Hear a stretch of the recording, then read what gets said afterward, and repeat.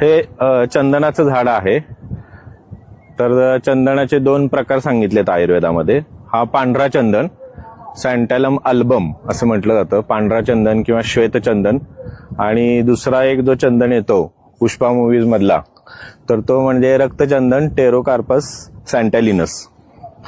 तर या वनस्पतीची लागवड करायची असेल तर त्याच्या आजूबाजूला टणटणीची झाडं लावायची खूप सारी. जसं की आता बघा इथे टणटणीचं झाड आहे, इकडे पण आहेत टणटणी म्हणजे घाणेरीची रोपं. आणि या झाडांना जी काही फळं येतात टणटणीला, ती बुलबुल नावाच्या पक्ष्याला खूप आवडतात. ही जी काय जांभळ्या काळ्या रंगाची फुले येतात ती बुलबुल पक्ष्याला खूप आवडतात.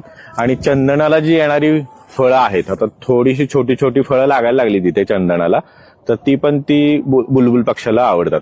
त्यामुळे बुलबुल पक्षी जो आहे तो ही फळं खातो, मग ही फळं खातो, आणि त्याच्यामुळे सीड डिस्पर्शन होऊन या चंदनाचं प्रोपॅगेशन खूप चांगलं होतं. म्हणजे चंदन लागवडीसाठी आजूबाजूला टणटणीची रोपं लावली की ही झाडं जोमानी येतात. तर याची अँटीसेप्टिक प्रॉपर्टी आहे ही सगळ्यांना माहिती आहे. त्याच्या जोडीला चंदन हा विषग्न आहे, म्हणजे कोणत्याही कारणाने पोटात विष गेलेलं असेल जाणते अजाणतेपणी, तर हे चंदन घेतलं उगाळून पाव चमचा की ते विष नलिफाय होतं.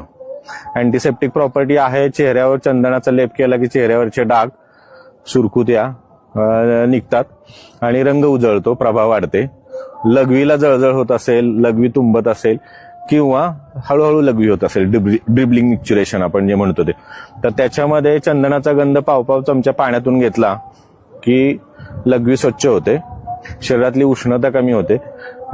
ज्या लोकांना जप करायचे असतात वेगवेगळ्या प्रकारचे, ओम नमः शिवाय असू द्या किंवा श्रीराम जयराम जय जयरामचा जप असू द्या, तर त्या जपाने शरीरामध्ये खूप जास्ती प्रमाणात उष्णता वाढते. तर ती उष्णता कमी करण्याचं पण काम चंदनाने होतं. की पाव चमचा चंदनाचा गंध सकाळ संध्याकाळ दुधातून घेतला की शरीरातली उष्णता कमी होऊन डोळ्यांची तळपायांची आग कमी होते.